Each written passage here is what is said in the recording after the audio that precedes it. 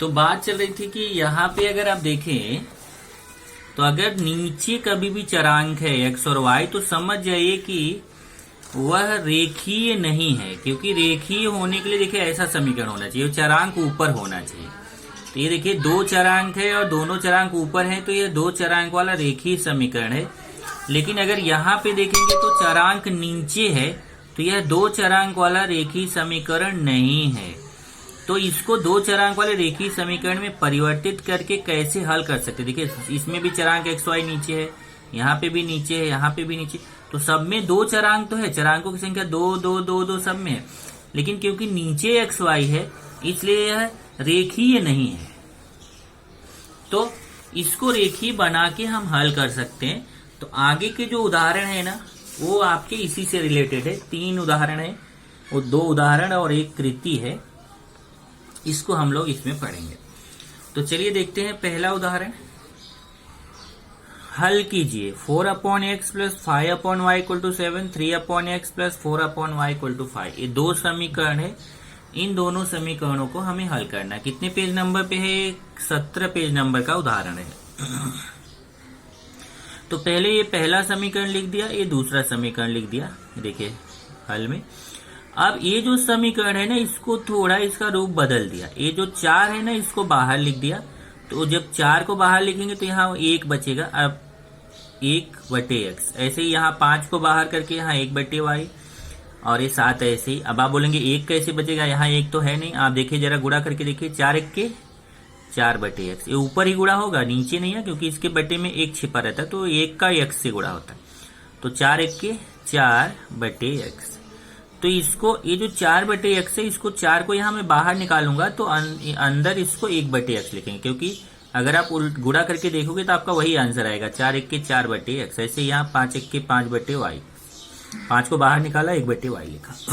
ऐसे समीकरण 2 में 3 को बाहर निकाला 1/x लिखा, यहाँ 4 को बाहर निकाला 1/y लिखा, 5 को ऐसे ही। अब ये जो 1/x है ना और 1/y, इसको दूसरा चरांक मानेंगे। जैसे देखिए समीकरण 1 तथा 2, ये समीकरण 1 है, समीकरण 2, 1 तथा 2 में 1/x, इसमें देखिए दोनों समीकरणों में यहाँ 1/x दिख रहा है, तो दोनों समीकरणों में 1/x को m मान लिया और 1/y को n मान लिया। m और n ही मानिए, ऐसा जरूरी नहीं, आप दूसरे अक्षर भी मान सकते हैं, पर केवल x y नहीं मानना है। तो रखने पर निम्नलिखित समीकरण प्राप्त होते हैं। तो ये समीकरण देखिए भी कैसा बन जाएगा, दोनों समीकरण 1 और 2। 1 जो है ये 3 के रूप में परिवर्तित हो जाएगा और 2 जो है वो 4 के रूप में। कैसे? इसको लिखेंगे 4m + 5n, क्योंकि ये पूरा m है, ये पूरा 1/x की जगह m लिखेंगे तो क्या हो जाएगा 4m प्लस इतना पूरा n लिखेंगे तो पूरा 1/y को क्या लिखना है, 1/y को n लिखना है। देखिए 1/y को n लिखना है, 1/x को m लिखना है। तो ये 4m हो जाएगा, यहाँ 3m हो जाएगा, इधर 5n हो जाएगा, इधर 4n हो जाएगा। तो समीकरण यहाँ क्या बनेगा, 4m + 5n = 7 और यहाँ बनेगा 3m + 4n = 5। ये 2 समीकरण बन गए। इसको समीकरण 1 2 था तो यहाँ 3 4 रख दिया। अब इन दोनों समीकरणों को हल करना है। यहाँ ध्यान रखिए कि उदाहरण में उसने हल करके दिखाया नहीं है, इसने लिखा समीकरण हल करने पे डायरेक्ट लिख दिया m और n का मान प्राप्त होता है। पर आपको एग्जाम में डायरेक्ट नहीं लिख सकते, आपको एग्जाम में पूरा हल करके दिखाना पड़ेगा। तो यहाँ पे आप इसको हल करेंगे। जैसे आप क्रैमर के नियम से करना चाहे क्रैमर के नियम से करें, आप दूसरी विधि से करना चाहे दूसरी विधि से करें। जैसे यहाँ पे क्रैमर के नियम से किया हुआ है, देखिए पहले d निकाला तो a1 a2 b1 b2 4 3 5 4, फिर 3 गुणा 4 चौक 16 5 3 15, देखिए 4 × 4 5 × 3 16 माइनस 4 चौक 16 माइनस 5 3 15, 16 में से 15 गया 1। फिर निकालेंगे dm, तो dm निकालेंगे तो क्या होता है c1 c2 b1 b2, c1 c2 b1 b2, 7 इधर 7 5 5 4, 7 5 और यहाँ 5 4, फिर 3 गुणा 7 × 4 माइनस 5 × 5, तो 7 × 4 माइनस 5 × 5, 7 चौक 28 माइनस 5 पचे 25, 28 में से 25 गया 3। फिर निकालेंगे dn, तो dn क्या होता है a1 a2 c1 c2, तो 4375 4375 फिर 3 गुड़ा 4 गुड़े 5 ऋण 7 गुड़े 3, 4 पचे 20 ऋण 7 त्रिक 21, और ये प्लस माइनस घटता बड़ी संख्या का चिन्ह, 21 में से 20 गया 1, बड़ी संख्या के सामने माइनस। तब निकालेंगे m equal to dm upon d, तो dm का मान कितना है 3 और d का मान 1, तो 3/1 कितना आएगा 3, और n equal to dn upon d, तो dn का मान कितना है ऋण 1 बटे d का मान कितना है 1, भाग देंगे तो ऋण 1 आएगा, 1 1 के 1 होता है। तो इस तरीके से m का मान 3 आ गया, n का मान ऋण 1 आ गया। यहां से देखिए m का मान 3, n का -1। तो इतना चीज उसने यहाँ उदाहरण में करके नहीं दिखाया था, पर आपको ये एग्जाम में करना पड़ेगा। उसके बाद जब m और n का मान आ जाएगा, ये हल प्राप्त होता है, तब फिर m की जगह पे 1/x रखना है, क्योंकि यहाँ देखिए आपने क्या माना था m 1/x माना था, n 1/y। अब जब आपने 1/x की जगह m रखा था, 1/y की जगह n, तब यहाँ उल्टा कर दीजिए, m की जगह 1/x रख दीजिए, n की जगह 1/y। तो ये देखिए m की जगह 1/x रखेंगे तो 1/x बराबर 3 हो जाएगा। देखिए m का मान 3 है, m बराबर 1/x है ना, तो m का मान कितना है 3। देखिए पहले m बराबर क्या है, यहाँ से m बराबर 1/x, m का मान कितना है 3, m की जगह 3 बराबर 1/x। फिर यहाँ डायरेक्ट कर दिया है, पहले यहाँ 3 गुणा करोगे तो 3x आएगा, 3x इक्वल टू 1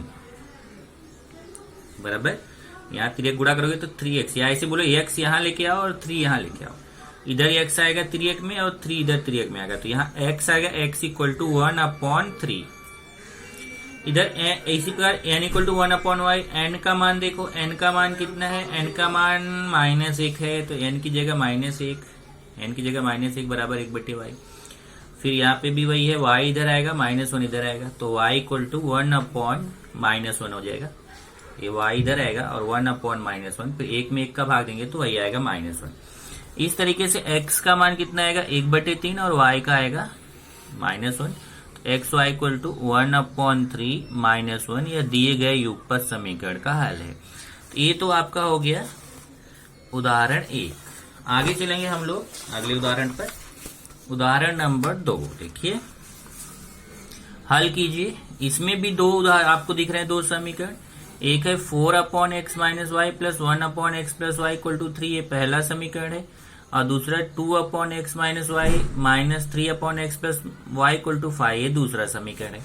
तो देखिए पहला समीकरण, दूसरा समीकरण, इसमें भी वही करना है, संख्या को बाहर कर लीजिए। यहाँ से देखिए 4 को बाहर करेंगे तो यहाँ 1/x - y, और इसमें तो एक ही है तो वैसे ही रहेगा, फिर भी यहाँ पे 1 को उसने बाहर किया है, और यहाँ 2 को बाहर कर लीजिए 1/x - y, और यहाँ 3 को बाहर कर लीजिए तो यहाँ 1/x प्लस y। एक कैसे है समझा आपको, कि 4 को बाहर करेंगे तो यहाँ कुछ नहीं बचेगा, मतलब यहाँ 1 आप गुणा करके चेक कर सकते हैं, 4 1 के 4/x - y, यहाँ पे भी 1 1 के 1/x प्लस y।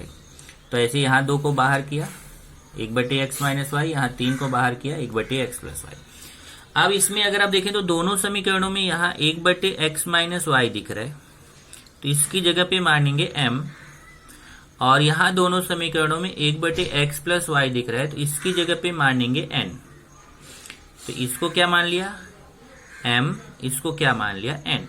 पर इस उदाहरण में उसने m n ना मान के उसको a और b माना है। जो m हमने पिछले उदाहरण में इसको m और n माना था, उसने इस उदाहरण में उसको a और b मानना है। बाकी आप अपना m और n से भी कर सकते हैं। तो ये 1/x - y को a माना और 1/x प्लस y को b, तब ये समीकरण कैसा परिवर्तित हो जाएगा। देखिए ये पूरा a लिखना है इसकी जगह पे, इसकी जगह पे भी a, इस पूरे ब्रैकेट को b लिखना है, यहाँ पूरे ब्रैकेट को b लिखना है। तो ये हो जाएगा 4a plus 1b equal to 3। अब यहाँ देखिए 1 छिपा हुआ है, तो 4a plus b equal to 3। यहाँ पे 2a minus 3b equal to 5, 2a minus 3b equal to 5। अब ये दो समीकरणों को हल करना है। अब यहाँ पे भी उसने वही किया है, उदाहरण में उसने हल करके दिखाया नहीं है, आपको खुद से हल करना है इसको। तो आप हल तो कर लेंगे इसको।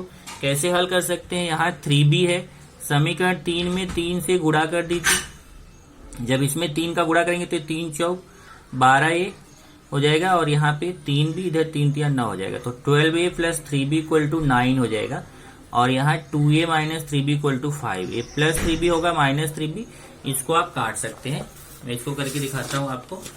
जैसे देखिए, ये हमारा समीकरण है 4a plus b equal to 3, समीकरण 3, और दूसरा है 2a minus 3b equal to 5, समीकरण 4।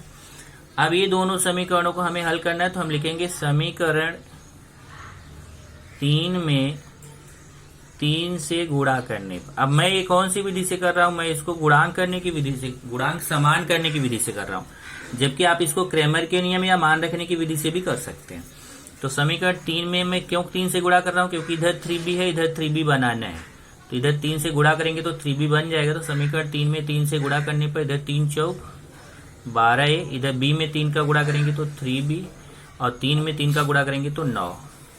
अब यहाँ देखिए 3b एक माइनस एक प्लस है, तो समीकरण 4 और 5 को जोड़ने पर, समीकरण 4 तथा 5 को जोड़ने पर, अब समीकरण 4 लिखिए, उसके नीचे समीकरण 5, ये समीकरण 4 लिखते हैं, 2a minus 3b equal to 5, उसके नीचे समीकरण 5, 12a plus 3b equal to 9, ये 3b कट जाएगा, ये जोड़ेंगे, प्लस प्लस जोड़ा जाता है, 12 2 14, ये और ये भी प्लस प्लस जोड़ा जाता है, 9 5 14, 14 का गुणा उधर ले जाके भाग देंगे, 14/14 हो जाएगा। काटेंगे तो a का मान 1 आएगा। अब ये जो a का मान है, इसको चाहे 1 में 3 में रख दीजिए, चाहे 4 में, मैं 3 में रखता हूं। a का मान समीकरण 3 में रखने पर, ये समीकरण 3 में लिखूंगा 4a plus b equal to 3, और a का मान 1 रखना है, देखिए a की जगह 1 रख दिया, तो 4 1 के 4। अब 4 का उधर पक्षांतर कर दीजिए, तो प्लस 4 है, उधर जाके क्या हो जाएगा, -4 हो जाएगा, और b इक्वल टू आएगा -1, a इक्वल टू 1 आ गया, b इक्वल टू -1। ये देखिए इतना जो एक पेज हमने किया है, ये यहाँ पे उदाहरण में उसने गायब कर दिया है। यहाँ डायरेक्ट उसने लिख दिया है a equal to 1, b equal to -1। तो ये आपको यहाँ बीच में ये पूरा आपको करके दिखाना पड़ेगा। इसमें ये करके दिखाएंगे तो a equal to 1, b equal to -1 आएगा। तब जब आपको a और b का मान आ गया, तो फिर आप आगे कैसे हल करेंगे। अब इधर देखिए a इक्वल टू 1 है, और आपने a को क्या माना है, यहाँ पे देखिए a को माना है 1/x माइनस वाई, a की जगह पे लिख दीजिए 1/x माइनस वाई, और 1 है, इसके बटे में 1 छिपा हुआ, तिर्यक गुणा करेंगे तो x minus y equal to 1 1 के 1। ये समीकरण यहां से देखिए एक दूसरा समीकरण 5वां प्राप्त हो जाएगा आपको, तो समीकरण 5 प्राप्त हो गया। वैसे मैंने यहाँ पे अपने क्वेश्चन में 5 किया, तो मुझे यहाँ 6 प्राप्त होगा, लेकिन इसमें एग्जाम्पल में उसने वो पार्ट किया नहीं है, इसलिए उसको समीकरण 5 प्राप्त हुआ है। ऐसे ही दूसरा लेंगे, b इक्वल टू, b का मान कितना है, -1। अब b आपने क्या माना है, जरा देखिए, b आपने माना है कितना, 1/x प्लस वाई को b माना है, तो यहाँ b की जगह 1/x प्लस वाई, इसके बटे में 1 कर दीजिए, फिर तिर्यक गुणा करिए, तो x प्लस वाई, इसको थोड़ा सा चेंज कर लेते हैं, ये माइनस को नीचे ले लेते हैं, तो अब आपका x प्लस वाई का 1 से गुणा होगा तो x प्लस वाई, और -1 का 1 से गुणा होगा तो -1। ये समीकरण अगला प्राप्त हो जाएगा। जैसे मेरा यहाँ समीकरण 6 है, तो यहाँ समीकरण 7 मिलेगा, पर उदाहरण में यहाँ पे समीकरण 6 है, तो 2 समीकरण और बन गया, क्या क्या, x minus y equal to 1, x plus y equal to -1। ये देखिए 2 समीकरण और बन गया यहाँ पे, x minus y equal to 1, x plus y equal to -1। अब ये दोनों समीकरणों को फिर हल करना है आपको। फिर यहाँ पे देखिए शॉर्टकट दे दिया, बिना हल किए उसने यहाँ पे 0 और -1 आंसर बता दिया, पर आपको यहाँ पे क्या करना पड़ेगा, इसको हल करना पड़ेगा। कैसे हल करेंगे, समीकरण 6 और 7 को जोड़ने पर। तो समीकरण 6 और 7 को जोड़ेंगे तो आपको आंसर आएगा।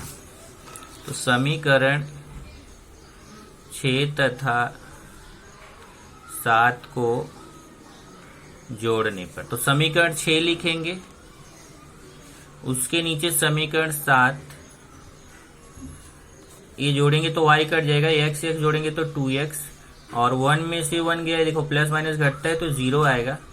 x इक्वल टू 0/2, तो x इक्वल टू 0 आ गया।